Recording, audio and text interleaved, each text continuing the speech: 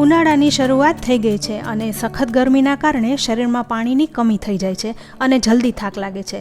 તો આવી બળબડતી ગરમી પડતી હોય ને ત્યારે લોકો ઠંડા પીણાનો વધારે ઉપયોગ કરે છે. પણ બજારમાં મળતા ઠંડા પીણા સ્વાસ્થ્ય માટે ક્યાંક ને ક્યાંક નુકસાનકારક છે. તો એના બદલે તમે એક ગ્લાસ ઠંડી છાશ પી લો ને તો તમારા સ્વાસ્થ્ય માટે ઘણી ફાયદાકારક છે. છાશ શરીર માટે અમૃત સમાન છે. તો આજે આપણે 2 પ્રકારની છાશ અને બજારમાં મળે એવો પરફેક્ટ માપ સાથે છાશનો મસાલો બનાવીશું. બજારમાં મળતો છાશનો મસાલો પ્રમાણમાં મોંઘો હોય છે. 100 ગ્રામ 70થી 80 રૂપિયાનો હોય છે. જ્યારે તમે એને ઘરે બનાવો ને તો ખૂબ જ ઓછા ખર્ચમાં તૈયાર થઈ જાય છે. તો ચાલો આજે આપણે પરફેક્ટ માપ સાથે 100 ગ્રામ છાશનો મસાલો બનાવીએ. તો છાશના મસાલા માટે આપણે આ 6 સામગ્રી લેવાની છે. તો આ 6 સામગ્રીનું માપ હું આગળ તમને જણાવતી જઈશ જેથી તમારો એકદમ પરફેક્ટ મસાલો બને. તો સૌ પ્રથમ એક પેનને ગેસ પર ગરમ કરવા રાખીશું. ગેસની ફ્લેમ મીડિયમ ટુ લો રાખવાની છે. હવે સૌથી પહેલાં મસાલાના મેઇન ઇન્ગ્રીડિયન્ટ ધાણા, જીરું અને મરીને શેકી લેવાના છે. તો ધાણા અને જીરું સરખા ભાગે લેવાના છે. એટલે અહીં મેં 17 ગ્રામ ધાણા અને જીરું લીધા છે. સાથે મરી છે એ 7 ગ્રામ જેવા લીધા છે. અહીં મેં ટેબલ સ્પૂનનું પણ માપ આપેલું છે એટલે તમે એ પ્રમાણે પણ લઈ શકો છો. છાશમાં શેકેલા જીરું અને ધાણાનો ઉપયોગ કરીએ ને તો કોઈને કબજિયાતની તકલીફ હોય, ગેસ હોય, પેટની તકલીફ હોય ને તો એ દૂર થાય છે. સાથે મરી પણ પેટની તકલીફોમાં રાહત આપે છે. તો હવે મરી, જીરું અને ધાણા છે એ શેકાઈ ગયા છે. મસાલાની સુગંધ આખા ઘરમાં ફેલાઈ ગઈ છે. તો હવે ગેસને બંધ કરી દઈશું અને વધારે શેકાઈ ન જાય એ માટે એક ડીશમાં ટ્રાન્સફર કરી લઈશું.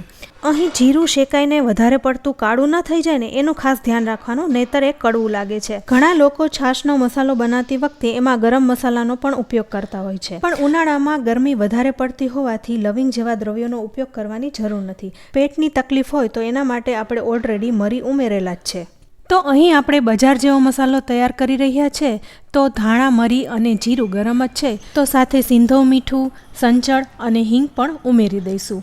તો અહીં મેં 25 ગ્રામ સિંધવ મીઠું, 25 ગ્રામ સંચળ અને 5 ગ્રામ જેવી હિંગ લીધી છે.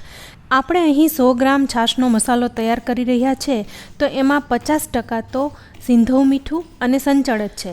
બીજા 50%માં ધાણા, જીરું, મરી અને હિંગ લીધા છે. તો આ રેશિયો એકદમ પરફેક્ટ છે. આ રીતે તમે મસાલો તૈયાર કરશો ને તો એકદમ બજાર જેવો તૈયાર થશે. હવે આ બધું એકદમ ઠરી જાય પછી આપણે એને મિક્સરમાં ક્રશ કરી લઈશું. એનો પાવડર બનાવી લેવાનો છે. બજારમાં મળે એવો બારીક પાવડર તૈયાર કરવાનો છે. આપણે અહીં બધું પ્રોપર રીતના શેક્યું છે એટલે એકદમ બારીક પાવડર તૈયાર થશે. હવે મિક્સરનું ઢાંકણ બંધ કરી સારી રીતના પીસી લઈશું. તો તમે અહીં જોઈ શકો છો એકદમ સરસ ઝીણો પાવડર તૈયાર થયો છે. ફ્રી ફ્લોઈંગ છે. તો ફ્રેન્ડ્સ, હજુ આ બારીક પાવડર તૈયાર થાય એ માટે આપણે એને ચાળી લેવાનો છે.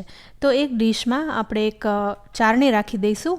મેંદો ચાળવાની જે ચાળણી આવે છે એ મેં રાખી છે અને એમાં બધો મસાલો ઉમેરીને ચાળી લઈશું. ઘણીવાર એવું થાય કે તમે મસાલામાં જીરુંનો વધારે પડતો ઉપયોગ કરો ને તો મસાલો કાળો થાય છે.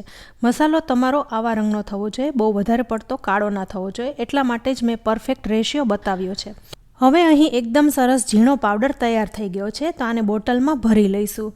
તો ફ્રેન્ડ્સ, અહીં આપણો એકદમ પરફેક્ટ છાશનો મસાલો તૈયાર છે. આ મસાલાને તમે આખું વર્ષ સ્ટોર કરી શકો છો. તો હવે આપણે અહીં 2 પ્રકારની છાશ બનાવીશું. તો અહીં મેં 2 ગ્લાસ છાશ લીધી છે. આ છાશ સાવ મોડી પણ નથી અને ખાટી પણ નથી, પ્રમાણસર છે. તો 2 ગ્લાસ છાશને અહીં જગમાં ઉમેરી દીધી છે.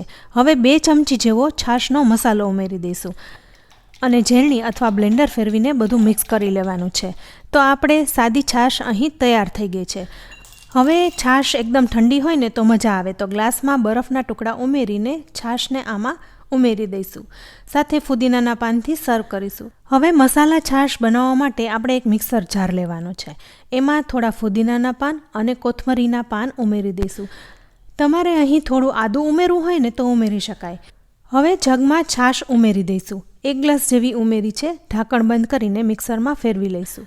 તમે આ મસાલા છાશને ગાળ્યા વગર પણ પી શકો છો, પણ હું અહીં ગાળી રહી છું. છાશના મસાલામાં ફુદીનાના પાનને ડ્રાય કરીને ઉમેરી શકાય, પણ લાંબા ગાળે ફુદીનાના પાન કાળા થઈ જતા હોય છે અને સુગંધ પણ જતી રહે છે. પણ છાશમાં તમે ફ્રેશ ફુદીનાના પાનનો ઉપયોગ કરો ને તો એકદમ ટેસ્ટી લાગે છે. હવે આ છાશ તૈયાર છે. તો બરફના ટુકડા ઉમેરીને ઠંડી છાશને સર્વ કરીશું. સાથે ફુદીનાના પાનથી ગાર્નિશ પણ કરી. આ મસાલો એટલો સરસ બન્યો છે ને કે છાશમાં જ નહીં પણ તમે કોઈ પણ ફ્રૂટ ઉપર છાંટો, કોઈ પણ ચાટ બનાવો અથવા તો દહીંવડા ઉપર છાંટો ને તો પણ એટલો સરસ લાગે છે. તો ફ્રેન્ડ્સ, તમે પણ આ રીતે પરફેક્ટ માપ સાથે બનાવજો અને તમને કેવો લાગ્યો એનો ફીડબેક અમને કમેન્ટ બોક્સમાં જરૂરથી આપજો. જો તમને રેસીપી ગમી હોય, વિડીયો ગમ્યો હોય તો લાઇક અને શેર કરજો. સાથે અમારી ચેનલ કિચન સિરીઝને સબસ્ક્રાઈબ કરી લેજો અને અમારા ફેસબુક પેજને લાઇક કરી ફોલો કરજો. તો ફરી મળીશું, ત્યાં સુધી આવજો.